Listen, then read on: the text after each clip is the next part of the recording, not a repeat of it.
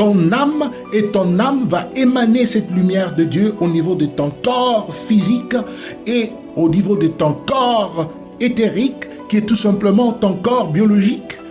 Et ton corps sera en mesure, tes émotions, ton âme, qui, dans l'âme, nous avons les émotions, tes sentiments, tes inquiétudes, tout vont se transformer à une correspondance de la gloire de Dieu.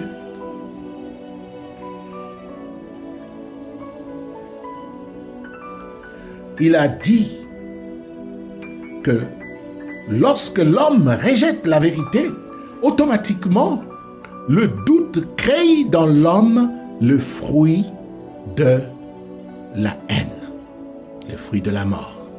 C'est là que l'homme commencerait à pratiquer la magie parce qu'il n'est plus en relation avec Dieu. Il va devenir un jaloux, il aura de la haine. Lorsque Dieu reprochait à Caïn, Dieu a parlé à Caïn, il a dit « Caïn, fais attention, je vois que tu commences à avoir de la jalousie. Fais attention, il ne faut pas que tu dors avec la colère, sinon cette colère va se transformer à un dragon rouge qui va t'amener à détruire ton frère, à faire du mal à ton frère, à tuer. » Mais cette colère provenait d'où? Est-ce que ça venait du fait que Abel, sa prière a été exaucée? Non. C'est seulement, ça venait du doute. Lorsque Caïn était en train d'offrir l'offrande à Dieu, Caïn doutait dans son cœur. Dieu n'a pas rejeté l'offrande de Caïn parce que Caïn était mauvais. Non. Il a rejeté l'offrande de Caïn parce qu'il pouvait voir qu'il faisait ça avec de la doute. Avec le doute. Veuillez m'excuser. Lorsque vous voulez travailler pour Dieu, ne travaillez pas en ayant une pensée de dualité. Ne travaillez pas pour Dieu avec des pensées objectives. Vous devez avoir des pensées qui sont des pensées célestes.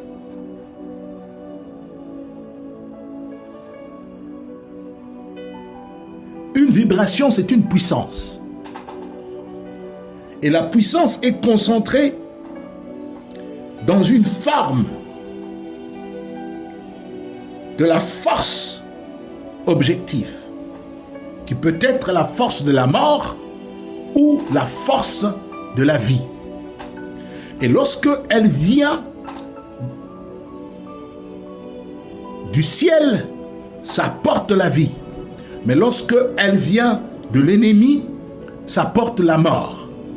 Et comment est-ce que vous pouvez justement le connaître? Vous allez les découvrir lorsque, à chaque fois que vous sentez qu'il y a le doute en vous par rapport à une révélation, automatiquement, sachez bien que une force qui vous amène à un doute, c'est une force qui vient des enfers. Ça vient de Lucifer. Parce que la Bible dit, c'est poussé par le Saint-Esprit que les apôtres ont parlé pour Dieu et ils ont opéré les miracles. Ça veut dire qu'il y a eu une force qui les amenait à accomplir les œuvres de la gloire. Et ils n'ont pas douté de cette force-là. Parce qu'il y a eu une forme spirituelle, il y a eu une relation spirituelle entre eux et Dieu.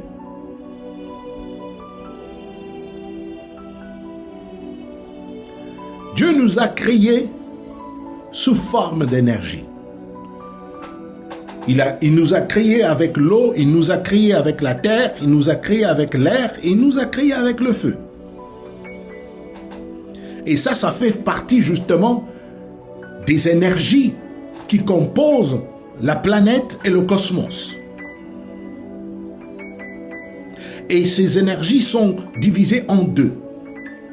C'est divisé à deux plans.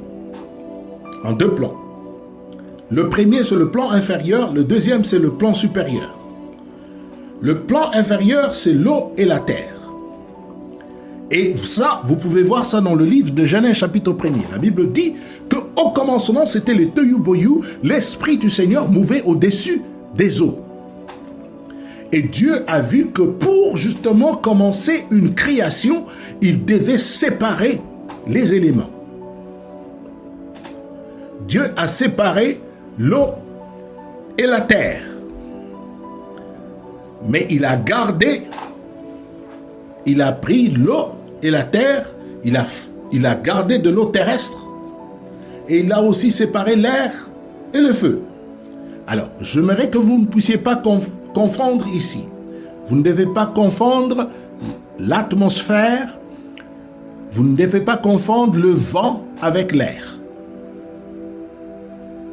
L'air, c'est ce qui compose l'atmosphère. L'atmosphère d'un espace. Et chaque planète a son atmosphère. Il a son air. Les gens qui ont étudié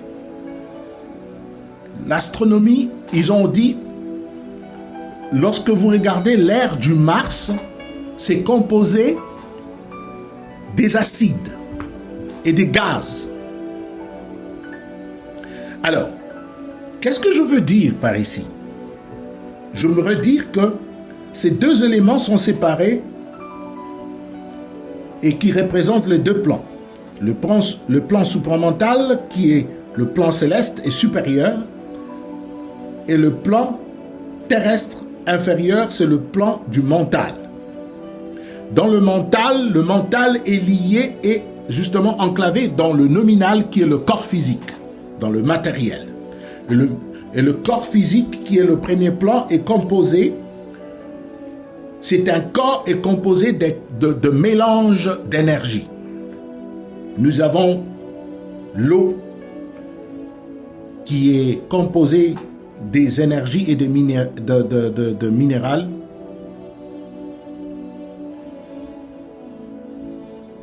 La terre est composée de minérales et de minéraux, de plusieurs minéraux et de plusieurs minérales. C'est comme justement, si vous voulez avoir le fer, vous devez justement trouver d'abord du cuivre. Si vous avez du cuivre, vous allez trouver justement le cobalt. Vous trouvez le cobalt et vous avez trouvé le zinc. En fait, c'est un mélange de l'alliage. Et l'homme est créé avec cette terre. Dieu a pris la terre et il a formé un corps. Et quand il avait pris la terre, il avait pris aussi l'eau pour justement former, mettre l'homme à être de l'argile et à lui former un corps.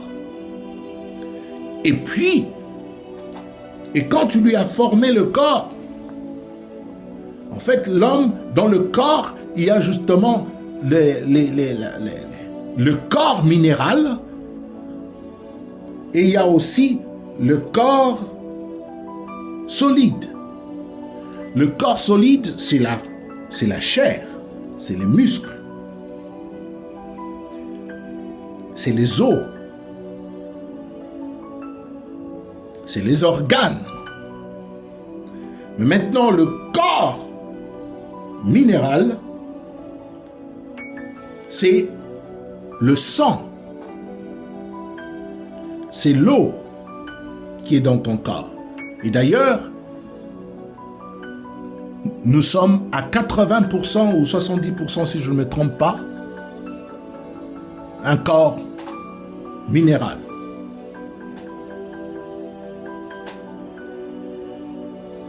Donc le corps de l'homme est formé des énergies.